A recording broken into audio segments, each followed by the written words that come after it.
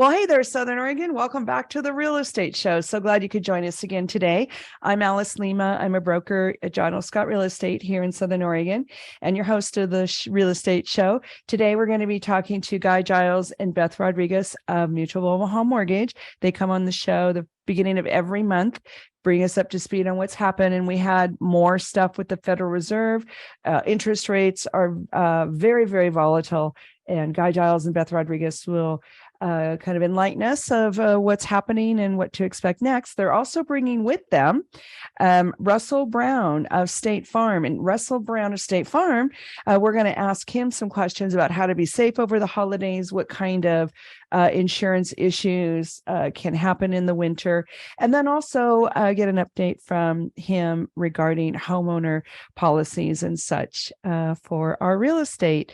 So it's going to be a great show today. Before we bring on Beth and Guy and Russell, want to just talk briefly about the local statistics because it's very interesting how week to week we're watching the market try to settle and just react to all these interest rate changes and economy, and still we have buyers out there and still we have sellers. We're actually still selling quite a few houses, just not as many as we did before. So let's start with Klamath Falls.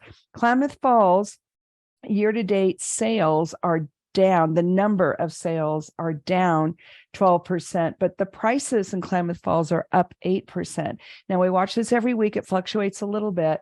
But it's quite interesting how we're watching the market settle week to week. So Klamath Falls solds are down 10%, but up 8%. Josephine County solds since the beginning of January, Josephine County solds are down 10%, but Josephine County prices are up 6%. Jackson County number of solds are down 8%. And the prices in Jackson County are up 4%. So it's very interesting. We're watching things settle. We still have a slew of buyers. The interest rates went down a little bit this week. People want to own a home. People want to sell their home and get something else. People want a second home or an investment property. There's still real estate happening out there. So just wanted to give you some encouragement that if you're thinking about buying or selling, we're still making it happen. Quite a few of our escrows lately are contingent on selling another house, but that's a sign that the market is more healthy, a little more neutral, and settling because the sellers feel comfortable taking a contingent offer for a house to sell where few months ago they weren't. So that's where we are. Let's talk to our guests in a quick minute. Well, hey, Southern Oregon, good morning and welcome back to the Real Estate Show. So glad you could join us today. We've got a great show in front of us. We have Guy Giles and Beth Rodriguez from Mutual of Omaha Mortgage. So glad they could be here again. They come every month. And today they brought along Russell Brown with State Farm. Give us an insurance update. Good morning, everybody. Hey, good morning. Morning. So here we are, December. we made it through 2022. Little bumps and bruises. Guy, where do you want to start? Oh my gosh. Well, it's been a month since we've talked and a lot has happened. I'm not even sure. Well, yeah, I think where to start. Probably a month ago, nothing was going on, and it doesn't feel like that now, I guess would be the way to kind of describe it. We in this business, we obviously reinvent ourselves every month. We don't have the luxury like the insurance guys do. Once you're kind of in the business, it's there. Not that he's not a great insurance agent. He actually happens to be mine. And but it's one of those things that last month, I don't think there was a whole lot of people walking in the door. And now we've put a few contracts in this week. And I think people are kind of settling into the fact that they don't have to be married to a rate that's a little bit higher for the rest of their life. That right now is just, instead of bidding $30,000 over for a house and then praying you get it, you can actually go in and negotiate with the sellers a little bit and maybe have them contribute something towards buying down your rate to where it was. And it just feels like, I don't know, everything from first-time home buyers to people moving around a little bit again. So I mean, I don't think we're back or we're going to be for a little while with the craziness that we've been experiencing the last few years. But, people bought houses in the 80s and, they'll buy them now. And during the crash. Yes. Like it's, yeah. And So it sounds like you are sensing a shift in the market, that it's not quite as traumatic as it was. Is that? Absolutely. And there's not the storm like there was before. We haven't been writing bad loans for a decade now. So there's not all that inventory of people that just cannot afford their houses. Sure, there's going to be some. We're in the middle of a recession, whether some people want to admit it or not. But the reality is that people that are in their houses can afford them right now, and they have a ton of equity. So it's completely different than what happened before. What's helping it also is, inflation is finally cooling off a little bit. The Feds realized that, maybe they should do something a little while back, and they have been, and it's been painful in some ways. But in other ways, it really needed to happen to kind of slow this down and correct everything. And it's starting to take hold now. So we're seeing that in the 10-year treasuries. We're seeing that in the mortgage-backed securities and some of your longer term investments, where rates are coming down and people see that, and it's in the news. So that's helping also. Cool. And on the real estate side, and we can hear from Russell on the insurance side, we're selling a lot of houses. It's still down from last year, but considering all of the speculation and uncertainty, I'm really pleased and excited that people are still weathering the storm and getting their transactions done, because they're getting great deals. The prices are down. They don't have to, like you were talking about, Guy, overpay. Yeah. They don't have to overpay. They don't have to give up their inspections. There are still some multi-offers, but yeah. So I'm noticing the beginning of a shift as well. We'll have to see if it gets some legs. Russell, what is it like for you in the insurance market? Well, for the last year with the pandemic, the theory was everybody's at home. So if their water pipe breaks or a fire breaks out, they're there. So in theory, you would think there weren't as many claims. I'm not sure that overall it came to fruition as much as we hoped. This is not a prediction about next year, but my concern is getting available parts and supplies for people that are having homeowners claims is much more difficult now, which increases costs for all insurance companies to put people up in rental homes and hotels while they're waiting for their house to get fixed. That has to translate into next year with increased costs, which usually means increased rates across the nation. It's not just going to be one company, because everybody's dealing with the lack of available countertops, cabinets, flooring, whatever it is that you need. So it just means we're paying more to put somebody into alternative housing while they're waiting. Oh, interesting. So this time of year, Russell, what are the most likely preventable claims? The ones that we always see is pipe breaks, water pipe issues in the winter, and I would say the most common are also dog bites.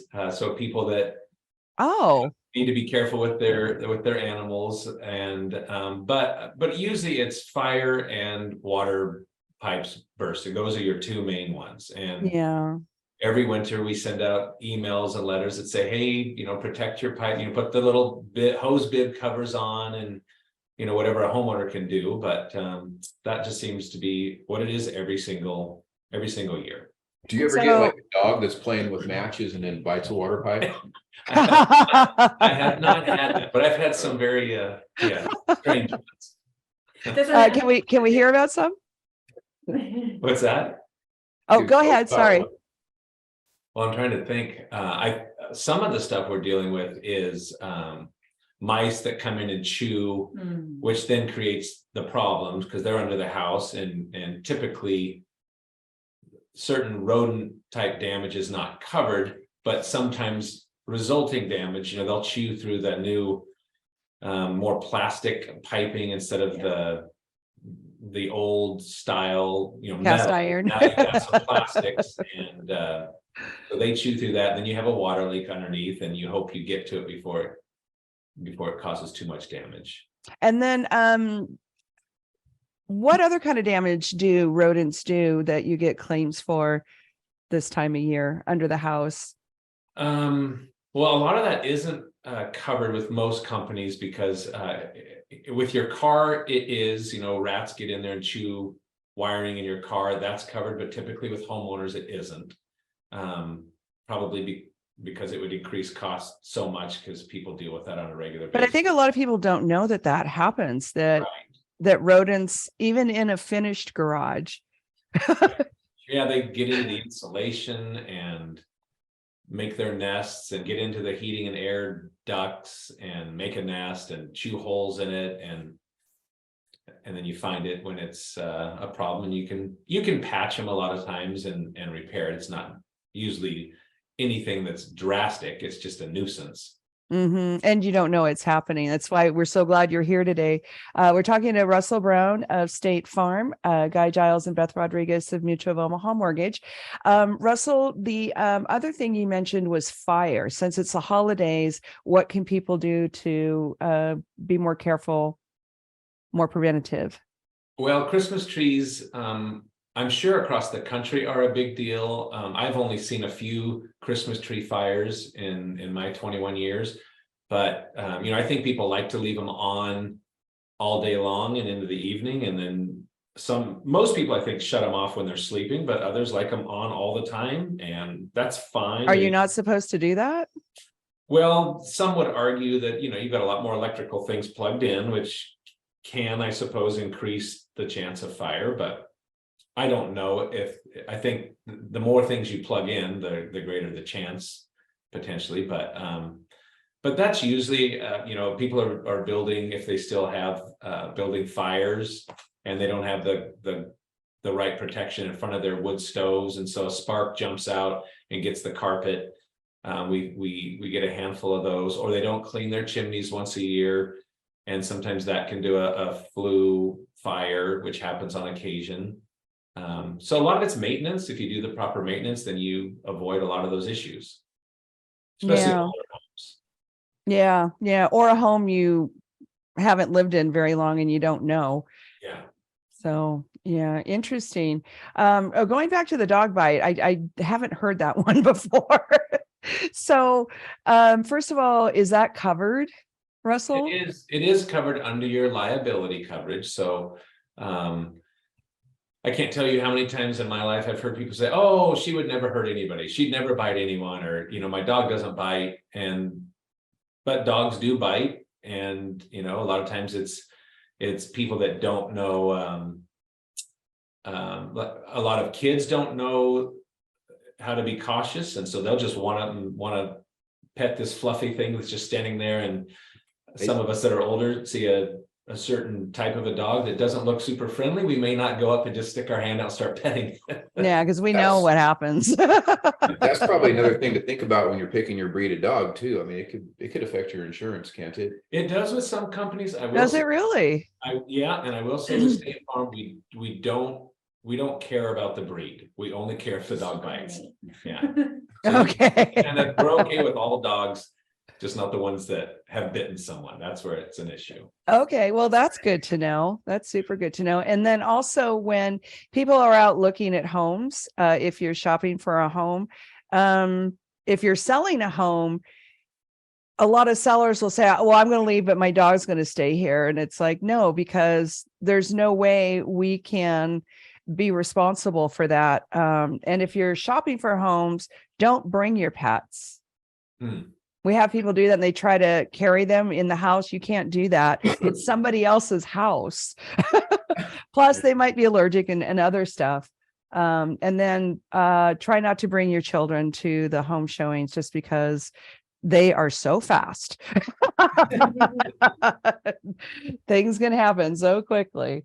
But let me ask you an insurance question about house showings. We didn't prep you for this question, so sorry.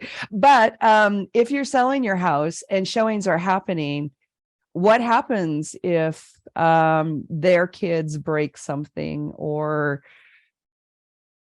Well, typically they break something. typically under a homeowner's policy, you don't have coverage for things like, hey, I knocked my own television over and broke it, but the people that come into your house, if they have either a renter's policy or a homeowner's policy and they damage something, typically it's covered under their homeowner's policy for whatever they do in your home.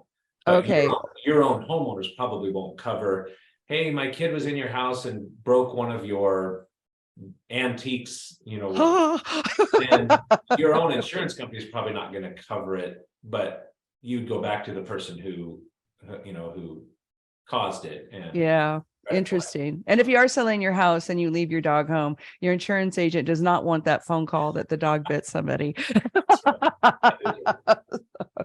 Well, we're going to have to take a quick break. Today, we're talking to Russell Brown of State Farm, Guy Giles, and Beth Rodriguez of Mutual of Omaha Mortgage. We appreciate the sponsorship from Mutual of Omaha Mortgage. Also want to say thank you to John L. Scott, Ashland, and Medford for their ongoing support, and our local Rogue Valley Association of Realtors. It's the end of another great radio real estate year, and we appreciate your support very, very much. This broadcast is going to be repeated tomorrow, Sunday at 6:00. So you can listen to Russell, Guy, and Beth all over again. Don't touch that dial. We'll be right back.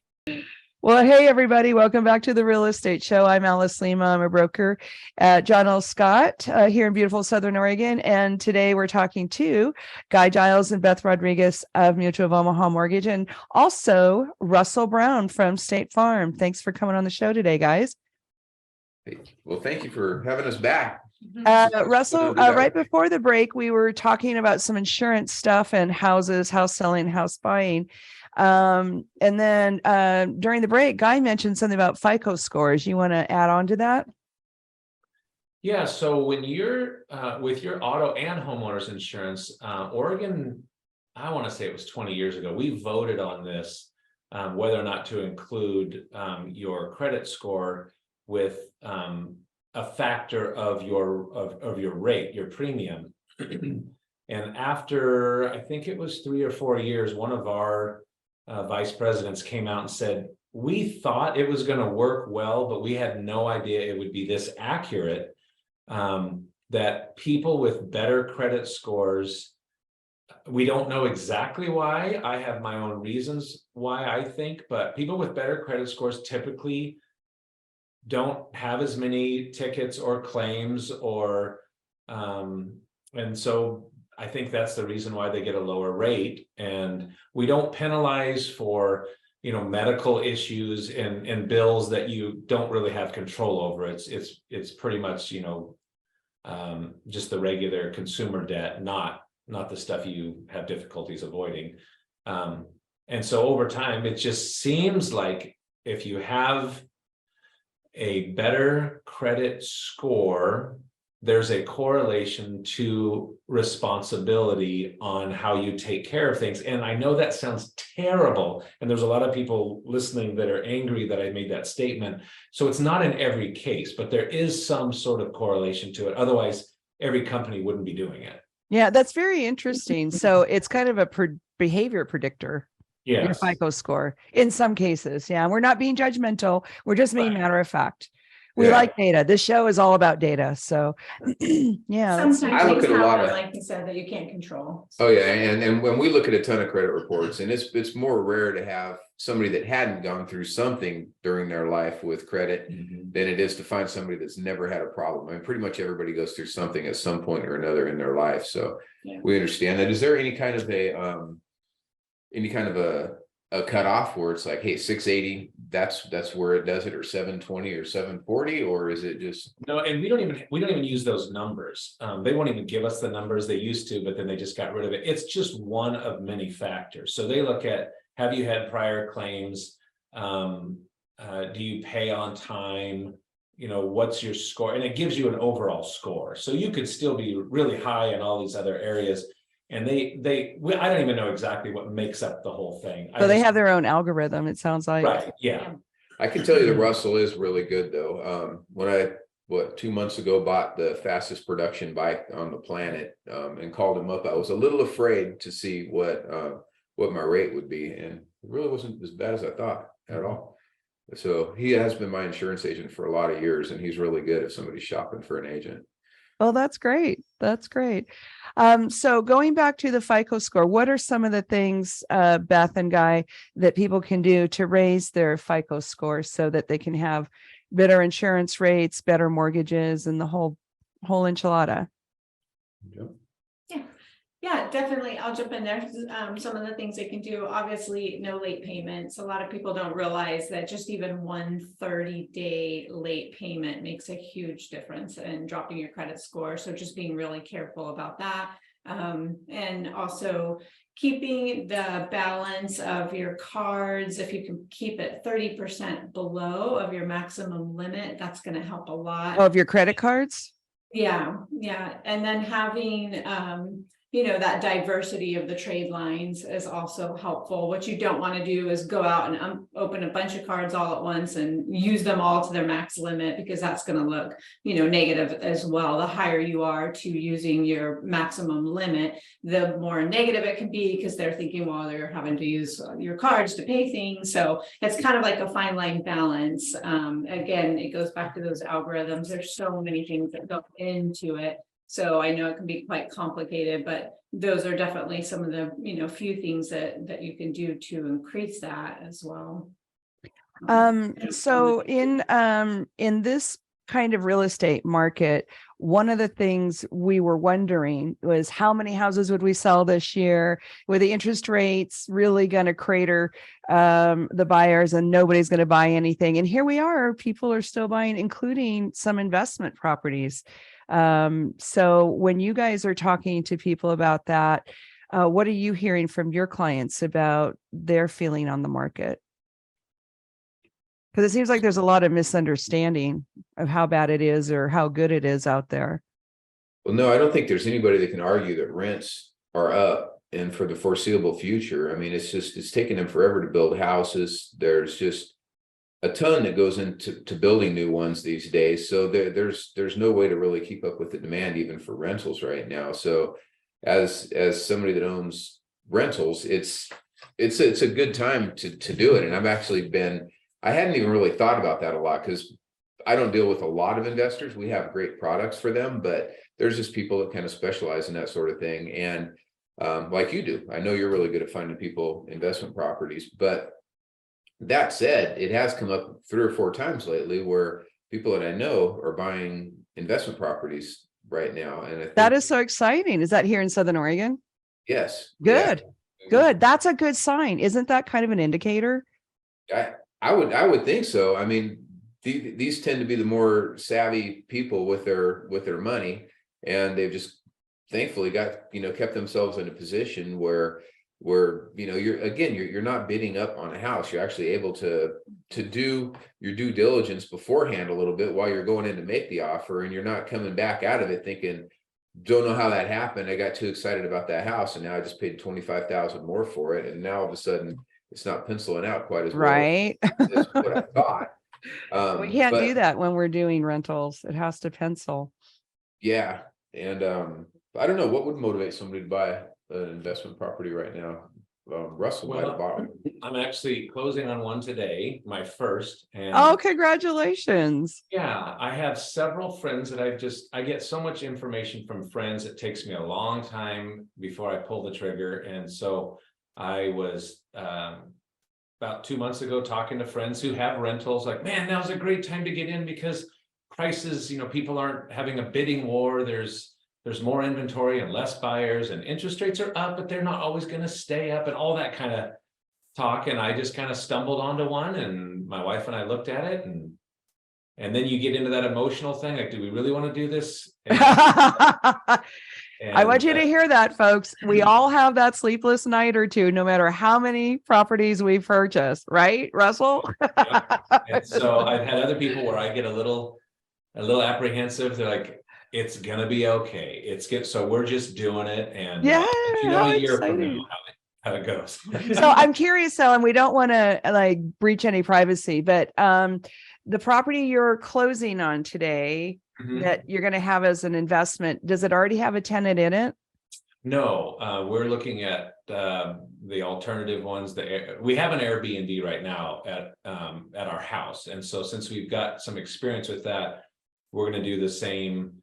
I think there's 6 different platforms, so we're going to try that, and if that doesn't work as well as we want it to, then we would have to search for a tenant. So That's wonderful. And there's a local landlord association, SOROA, Southern Oregon Rental Owners Association. They have forums, they have meetings, they have dinners, they have a newsletter. So if you go that direction, hook up with them, because some of those folks actually go to Salem for the legislative meetings. okay. Yeah, SORA. It's called SORA. SOROA. Anyway, going back to our conversation, and congratulations again. That's great. The prices are really, really good right now, but they're still higher than they were. So, Beth and Guy, when people come and talk to you about getting pre-approved and doing a purchase, what does that conversation sound like with them? A lot of it depends on prior conversations. If somebody comes back in and I haven't talked to them in 9 months, is a whole different conversation than somebody walking in right now, because we usually try to go over things, especially with first time home buyers, really making them understand, the cost of buying a house. I mean, I've made a lot of mistakes with money, but any house I've ever bought, I've done well on. But that said, when it's a little different when the heater goes out and it's your own house, or you're just having to buy a lawnmower because you didn't have to own one before. I mean, all those little things. But if somebody was in talking to me 6 months ago, and we're talking about $1,800 payment, and now we're talking about a $2,400 payment, it can be it could be a little shocking to some people. So that's how some of the conversations are going, just letting them know that rates are up. It's not necessarily a bad thing, but there was a little bit of sticker shock for some people that we had talked to a while back that just hadn't found the right house back then. But now that rates are coming back down, sellers are getting a little bit more realistic. That's why I think we're starting to get a little busier right now, and people are realizing that it is to their benefit to think about buying at this point, not just. Yeah, don't you think it's like this golden moment in real estate world where the prices are down a little, the rates are down a little, there's houses to choose from, and it's winter? I just think that's like the perfect soup. Yeah, and again, we are seeing that. We went from just a couple referrals in a week to 15 or something in the last 7 days, and that was, people are definitely out there. Normally everybody's mind's just on Christmas at this point and everybody's just hunkered down, but I think people are seeing it as an opportunity to get out and just kind of see what's out there right now. Yeah, it's very, very exciting, and I'm so glad that we have investors going into the market, because we need them. We don't have enough, but I think it's also a sign of when people have a more optimistic business outlook, they'll pull the trigger on a rental or two. Yeah. You can go get another one, Russell. Yeah. Well, can I ask you guys a question? Sure. So the interest rates were so low for so long. When we first bought our first house, 7% was fantastic, and we never thought it would get to 5%. So do you think there is somewhat people who have been through those cycles that are going, they're only at the, they're higher than they were, but they're not in the teens. Yeah. And so they're kind of refocused back to, these rates aren't terrible. They're just not what we've been experiencing for the last, 10 years or however long they've been that low. Yeah, and we've got a break coming up in a few seconds, but Beth, why don't you address that briefly? Go ahead. As far as the as the people who have been around for a little while and watch this, I mean, I don't go a week talking about rates without somebody coming in saying that they paid 18%. I think 24% was what one guy paid in the 80s. I think that was a record for people coming in here. And, if you look historically, we're back comfortably down in the low sixes at this point, and 6% has always been considered a great rate. Just if you look historically. So, Fannie Mae's still talking about them coming down maybe into the fours next year, but that would be great. Get a house right now before you have to. Anyway, I know we're up against the break. We'll be right back. Hold that thought. Don't touch that dial. Well, welcome back to the Real Estate Show, folks. So glad you could join us today. We're talking to Russell Brown of State Farm, Guy Giles, and Beth Rodriguez of Mutual of Omaha Mortgage. And we're talking about how people are picking up the pace a little bit, even though it's December, and we're buying and selling houses again. And so, Beth, what kind of buyer mix are you seeing? Like, who is it that's braving this real estate tumultuous time? Yeah, I would have to say probably the ones we're not seeing as much of is the first-time home buyers.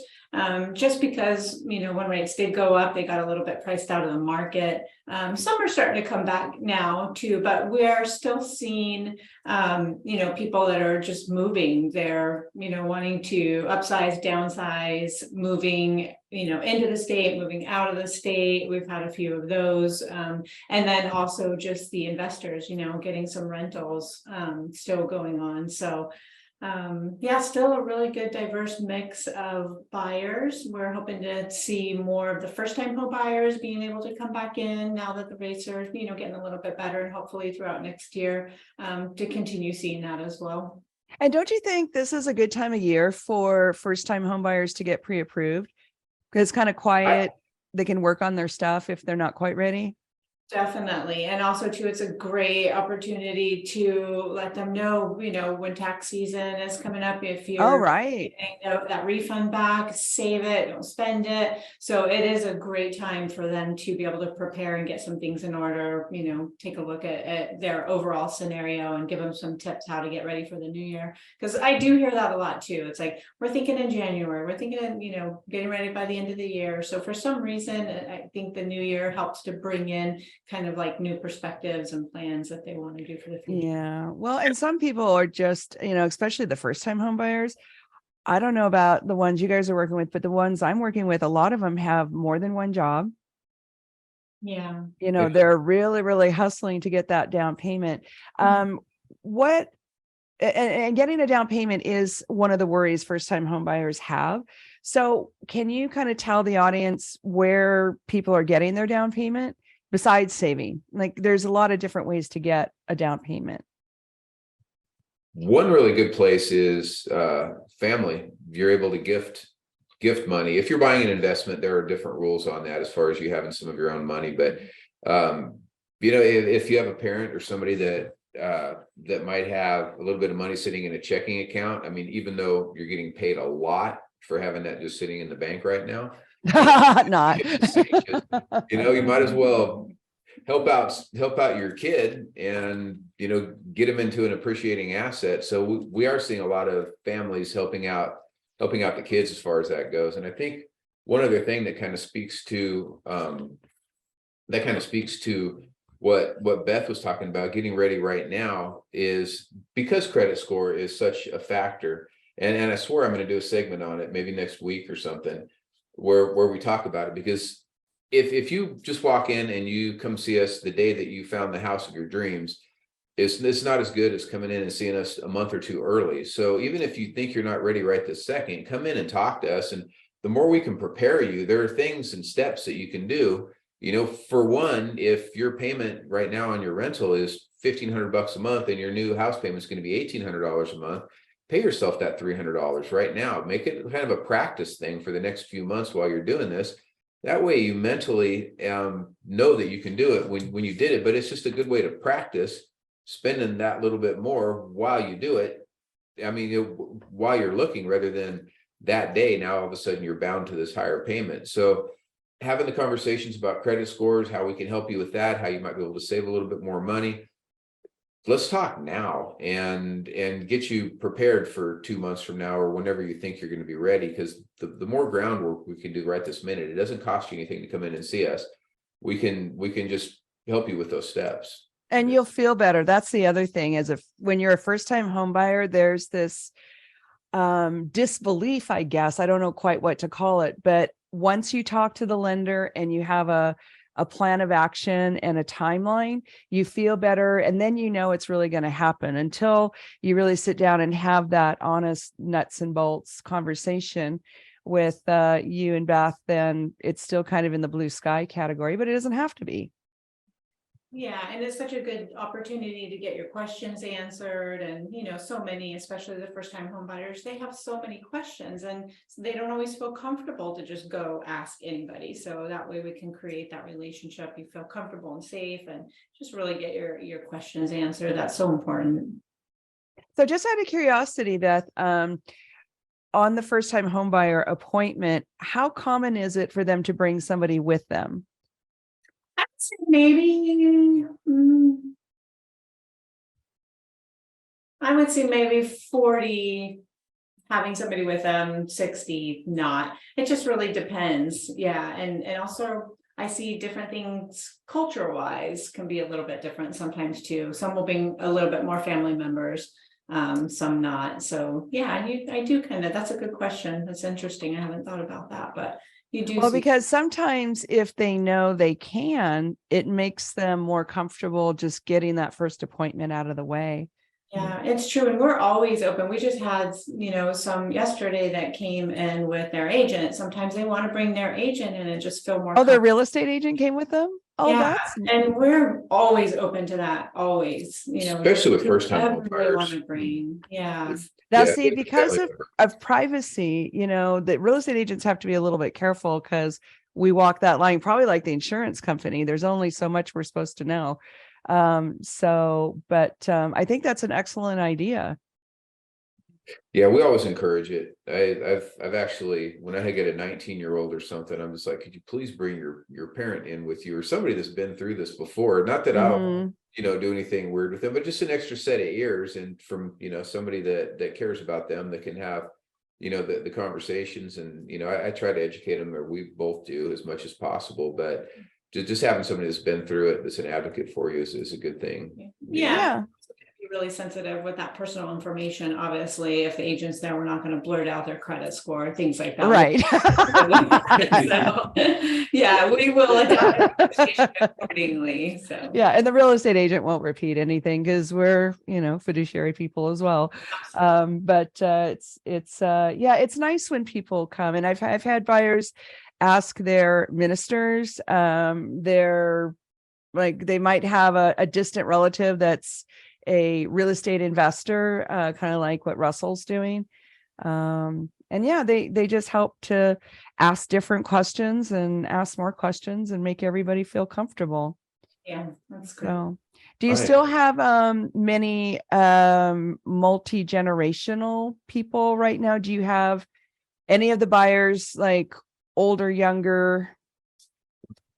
Do we have any of those group purchases? It felt like that was happening a little while back, but to be honest, I hadn't even really thought about it, but that hasn't come up for a while, since the pandemic's been over, well, sort of over, we haven't had as many multi-generational requests. I was just wondering if that's changing in your world.